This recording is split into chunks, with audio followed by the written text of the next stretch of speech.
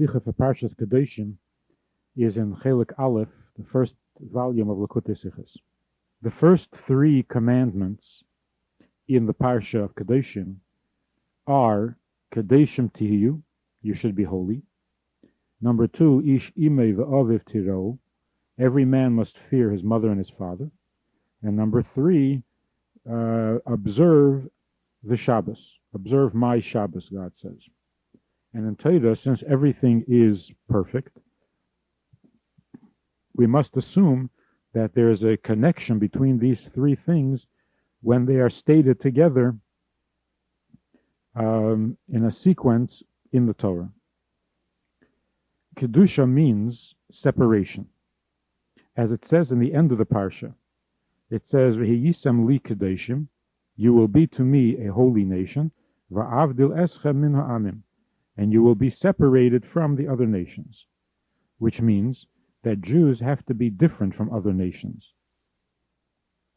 As it says, V'niflinu ani v'amcha mikol ha'am asher al pnei ha'adama. Moshe says, I and your people will be different from all the other nations of the world. Now this separation, this difference, is necessary in those areas in which there are some similarities. So the statement, Kedoshim Tihiyu, that you should be different, refers to being different in those areas in which we could be the same. So when it comes to mitzvahs, to Torah and mitzvahs, we can't say that a Jew should be different from a non-Jew by doing the mitzvah, by putting on tefillin. Because the non-Jew has no such commandment, and therefore there's no similarity in the obligation to the commandment, for the commandment. There's no similarity that God would have to tell us to be different. Because the mitzvahs are given. Magid dvarov li Yaakov, God gives his commandments to Yaakov, and not to other nations. So why the need to be told to be different? It must mean that we should be different in those things that are common to all people. Eating, drinking, business, and so on. So although on the surface everyone does this the same, yet here we are told that even in those areas, in the eating, drinking, and the business, and so on, we should be unique and different. How can it be that in a time of Golus, in a time of such darkness, where holiness is so difficult to come by, how can it be that we should be holy even in areas that are not mitzvahs? So the answer to this is, as it says further in the pasuk, Ki kodesh oni. You should be holy, God says, because I am holy. That a Jew, wherever and whenever the Jew exists, he is bound up with God himself. And of God we say, Ata Kodesh, God is holy. And that's why we, being his people, also have to be holy. To the point where we can actually say, the Gemara says, we should be holy like God. Does that mean literally like God? And the Gemara explains how we should be holy. But the Rebbe is saying that yes, we can be literally the same holiness as that of God, because that's where our holiness comes from. So that's the commandment to be holy. Kedoshim Tihiyu. After that comes the commandment to fear your mother and father. Because the ultimate purpose is not for the Jew to personally remain holy or become holy, but rather that he has to influence others as well, his children and his family. As with Avraham, God says, I chose Avraham because he will instruct his children and they will go in the way of God. And that's why the second commandment follows, Ish imei v'aviv tiro, which suggests the idea of chinuch, of education and transmitting of Torah from generation to generation. The earliest educators that a person has are his mother and father. Because the parents, the mother and the father, have to instill in the child this feeling that we are different and that we belong to a unique and holy people. And the Torah says mother first and then father, because the mother is the primary educator and sets the tone for the entire home. Then the question becomes, how do we do this? How do we instill in others, in our children, as well as in ourselves, how do we instill this feeling of v'niflinu ani v'amcha, this uniqueness, this specialness of being a Jew? And that's where the third commandment comes, as Shabsesai Tishmeru, that we should keep God's Shabbos. Shabbos is a mitzvah from among the category of mitzvahs that are called edus, or signs. Shabbos is a sign, and it testifies to the fact that God created the world. And by keeping Shabbos, we strengthen our emunah in the fact that the world is created constantly by God, and that it doesn't have an existence of its own. And in this also, Jews are unique and different from all other nations. All other nations believe that God created the world, but then gave the world away to the forces of nature, to the stars and planets and so on. And now it is the law of nature that guides the world and that conducts and causes the events of the world. Ozav Hashem es ha'oretz b'yad kechavim u'mazolis, they say. God left the world in the care of the forces of nature.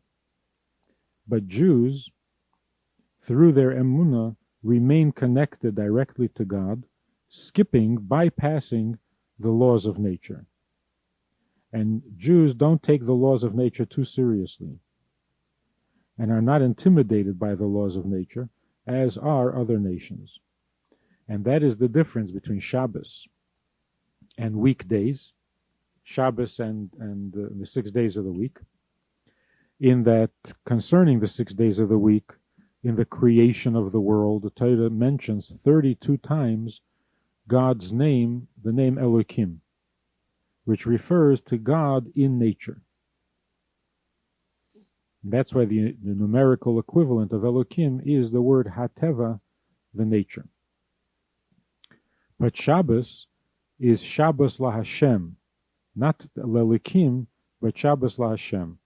And Hashem refers to that part of God that doesn't engage in creation, that doesn't involve itself or limit itself to nature. And this Shabbos, the mitzvah of Shabbos, is given only to Jews and not to other nations, where in fact a non-Jew who observes Shabbos is actually sinning, because the connection, the relationship that the nations of the world have with God is through the name Elohim, which is nature, and not Shabbos, which is the name Hashem, which is above nature. There's also a suggestion in Shabbos, a reminder of Yetzias Mitzrayim, of coming out of the limitations and restrictions of nature. And it is through the observance of Shabbos, by observing this sign, which connects Jews with God in a unique fashion, different from all other nations, above and beyond nature, by strengthening this emunah, we become independent of nature and depend directly on the Hashgacha Pratis from God Himself. And through this, we are able to bring that an influence on our children, that they too should feel that they belong to a holy people. That even in their physical affairs, even in their eating, drinking, and business, they express a holiness and a separateness, because their strength, the strength of their emunah, binds them to holiness, to the holiness of God, even when they're engaged in physical activity. And as he goes on to say further in the Parsha, Es Shabsesai Tishmeiru Umigdoshai Tirau. God puts together the commandment of Shabbos and the respect for the Beis HaMikdash. Somach Shabbos LeMikdash, and by mentioning Shabbos together with the Mikdash, that's where we learn which activities, which labors are prohibited on Shabbos. All those labors necessary in the building of the Mishkan or Mikdash, those are the things that are prohibited on Shabbos. But the Rebbe says that through the observance of the Shabbos, we have the effect on the world that everything in the world becomes like the Mishkan, and like the Mikdash, it becomes a dwelling place for God. As we said before, the idea of Kedusha means separation, even in those areas in which we are similar to other nations. In our physical activity, there we need to be different, separate, and holy. So this is also the meaning of what it says further in the Parsha, that there are two instructions. V'hiskadishtem v'hiyisam kedeshim. You should sanctify yourself and you should be holy. And from this we learn, kadesh atzmecha b'mutalach, that we make ourselves holy by refraining from that which is permissible. Even that which is permissible, that which is kosher, but not necessarily a mitzvah, even there we have to find and instill holiness, as it says, b'chol drachecha da'ehu. And that is the meaning of know him in all your ways, meaning in your ways, in the activities that God does not command or obligate you to do. In those things you should also find the holiness and the godliness. Now this commandment to sanctify ourselves with what is permissible, in the areas that are permissible, is not any different than any other mitzvah. It's not merely going beyond the letter of the law, but is itself a mitzvah as all other mitzvahs. And concerning all mitzvahs it says, Al tehei yeshev v'shekel, you should not try to measure the significance of mitzvahs. Kala shebekalis, v'chamura shebechamurei shavim. What may appear to be the simplest, the most insignificant of mitzvahs, and those mitzvahs that appear to be the most significant and the most important, they are really ultimately all equal. And therefore, concerning the mitzvah of sanctifying yourself with what is permissible, this mitzvah has the same power and the same authority and the same importance as all other mitzvahs. In fact, according to Hasidus, this avodah, serving God by sanctifying ourselves in the permissible, is particularly relevant and important to the bringing of the Geula, of the coming of Mashiach. Studying Torah and doing mitzvahs, and being careful to avoid things that are prohibited, all of this is not enough to bring the Geula, to bring the redemption. What is necessary is to sanctify ourselves in the permissible. The Gemara says, Asidin tzadikim she'emrim lifneihem kodesh, that in the future, tzadikim will be addressed, will be called kodesh, holy, kederach she'emrim lifnei HaKadosh Baruch Hu. Just as we now refer to God or address God as holy, in the time to come, tzaddikim will be addressed that way, which means that all the revelations that will come in the times of Mashiach, all the godliness and holiness that will be revealed then, all depend on how we serve God today. And that the holiness and the revelations then will be the result of Ma'aseinu v'Avedasenu Achshav, our deeds and our service in the time of Golus. So this godliness that is described here in the Gemara, that in the future tzaddikim, and this means all Jews, because all Jews are called tzaddikim, that all Jews will be addressed, will be described as holy. This is the end result that will come in the end of days. So it must be that we prepare for that, and we pave the road for that by being holy even before Mashiach comes. And that is the holiness in what is permissible. To understand this better, there's a general principle and rule in the world, in creation, that the higher the godliness, the higher the degree of holiness, the more significant every detail becomes.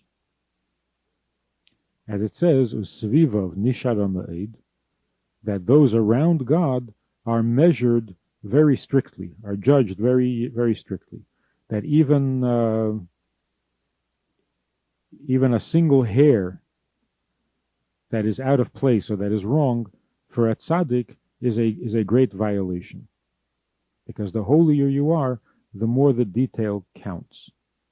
And as we find in the mitzvah of Milah, that Avraham was told to circumcise himself in order for God to be able to reveal himself through the name Shaddai.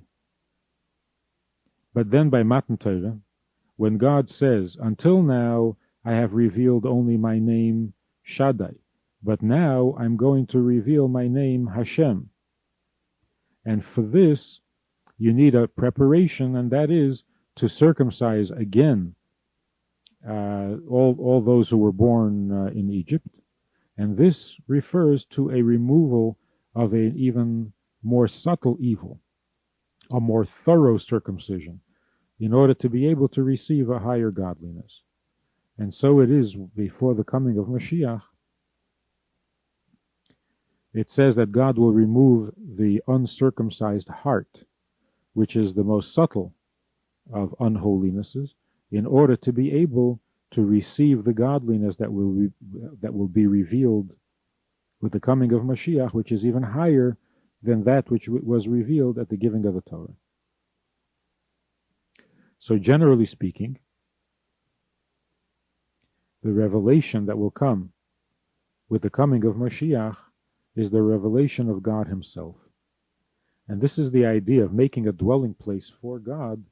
Dira lo yizbarech, a dwelling place is the place where a king, for example, comes and is himself. The house, the home, the dwelling place is not a place that serves a particular function. The king doesn't go to his home in order to do a particular service or a particular act. It's where he simply is.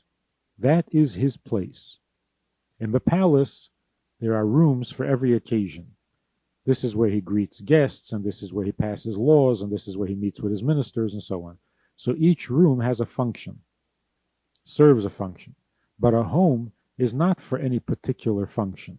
A home is where he belongs, and that means that his essence can be revealed there, and not only his functions. So by sanctifying that which is permissible, making ourselves holy even in the areas that are permissible, this is the preparation to prepare the world to make it a dwelling place for God himself, and not only for a godly function.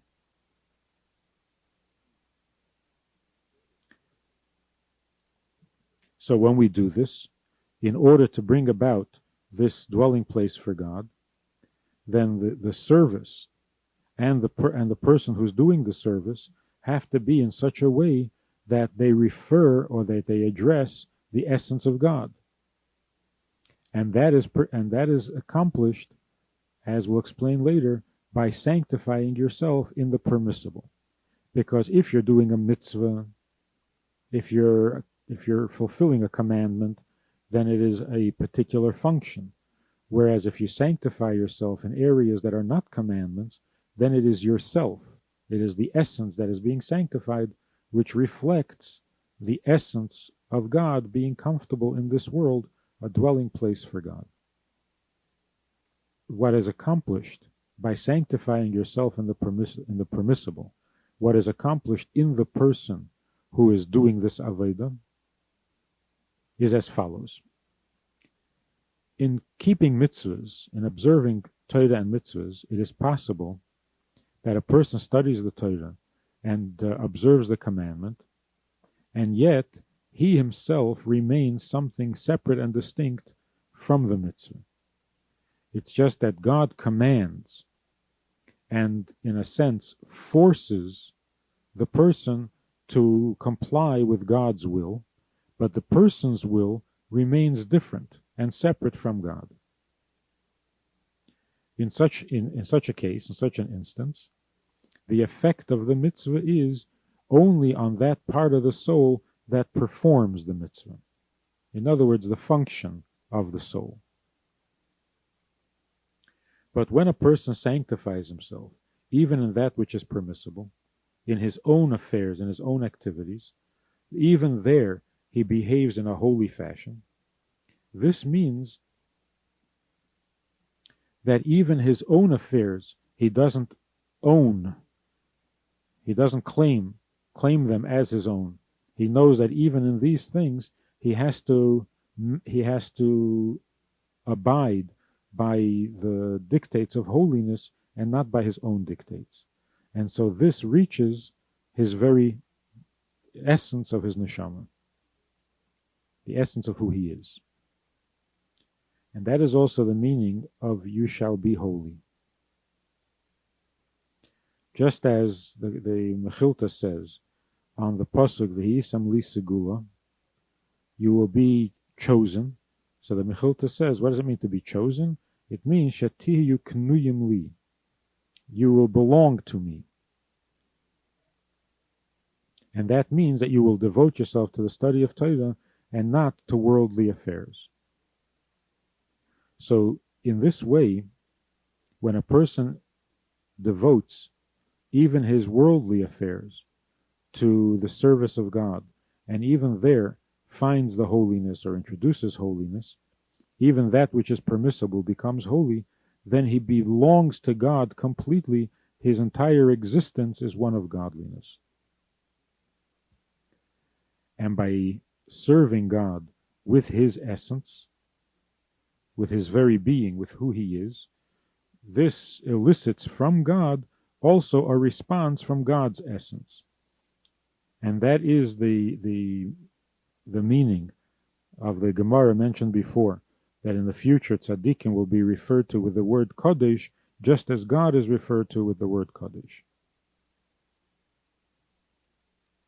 Now, what effect does this have in the Aveda itself? Not in the person, but in the type of Aveda of sanctifying yourself in the permissible. So the Rebbe says that in the giving of the Torah, we attained a higher level. In the receiving of the Torah, we attained a higher level of holiness in our mitzvahs than that of the patriarchs of the Avos who fulfilled mitzvahs before the Torah was given.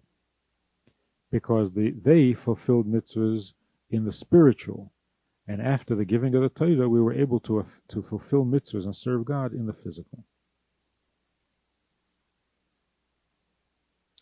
And the reason for that is explained in Chassidus, that when the Avos observed the mitzvahs, their mitzvah reached, the holiness reached only the source of creation. In other words, that part of God that is the source of all creation. And the source of all creation, creation being limited, the source of all creation also has a certain limitation. And therefore, in the spiritual, there is a greater capacity for containing this holiness than in the physical. But once God gave the Torah, and the Torah begins, or the Ten Commandments begin with Anochi, Anon nafshi ksovis Yehavis, I give you my soul in writing, that God gave himself, not his ability to create the worlds, but his essence and himself. He gave that to us in the Torah and in the mitzvahs. Now, in view or in relative to the essence of God that is revealed in the Torah, here the spiritual and the physical become completely neutralized. They are equally insignificant. And the spiritual is not in any way better or more capable of containing God himself than is the physical. And in fact, the physical has an advantage over the spiritual in that the higher something is, the lower it comes. So the essence of God, being the highest of the high, expresses itself better in the physical because it is the lowest of the low. And yet, even after the giving of the Torah, there are still some limits. The limits of Torah itself, that God expresses himself through mitzvahs and not through other ways. And that's why it's a mitzvah. There's a halacha that you're supposed to stand up in the presence of a person who excels in the performance of mitzvahs, because God dwells and is clothed in their soul when they are doing the mitzvah. So we see that it's only in the person doing the mitzvah. But a person doing things that are not mitzvahs, here we don't stand up for them because we don't see the godliness there. But in the time to come, in the future, with the coming of Mashiach, when the world will have reached its ultimate perfection, and God himself, the essence of God, will be revealed, then there can be no such distinction and no such restriction. Godliness will be expressed everywhere, not only in mitzvahs. And then we will see, with our eyes, we will see that there is no place devoid of him, and ein eid milvadei, there is nothing besides him. To make this even clearer, the Zohar says that there are three levels. There's there's God and Torah and Jews, and each of them has a revealed part and a hidden part. In God, the revealed part is the godliness that creates the world and that is involved with the world, from which the laws of nature or the conduct of nature is derived. The hidden part of God is that part of God that is higher than creation, not involved in nature, and not expressed through nature, but rather through miracles that overrule nature. On an even deeper level, we could say that the miracles are also part of the revealed holiness of God. Because although it is higher than the world, yet it affects the world and it deals with the world. Only it cancels the law of nature, and the world is conducted, is led in a miraculous way, but it still is related to the world. So the hidden part of God would then be those miracles that are not obvious and not revealed, but are clothed in nature.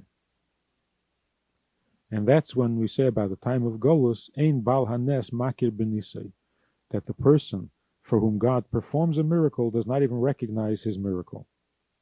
Because the miracle is so high,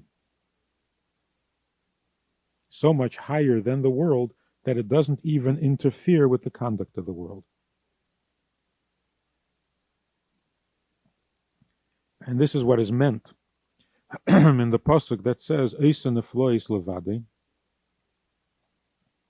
which means that he performs miracles that only he himself knows. When Mashiach comes, these miracles that only God knows will be revealed. As it says, Arenu neflois. Arenu means we will see. Because Arenu, I will show you, I, God himself, I will show you the miracles. And it says in the pasuk, the word Zeh appears in the pasuk twice,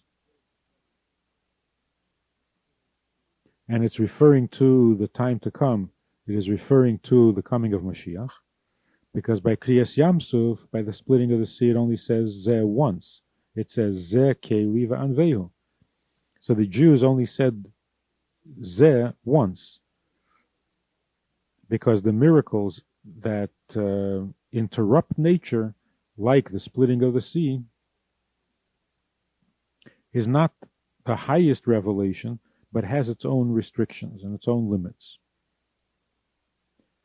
The level of twice Zeh, that will be revealed with the coming of Mashiach, and that is the revelation of the hidden miracles.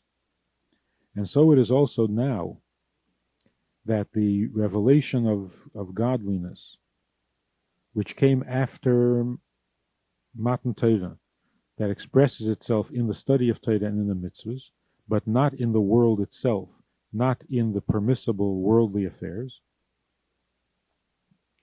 And that's why it doesn't show, the godliness doesn't show unless the laws of nature are interrupted. But in the godliness that is hidden, the holiness that is hidden in nature, that will be revealed in the future as a result of our making ourselves holy in our physical affairs.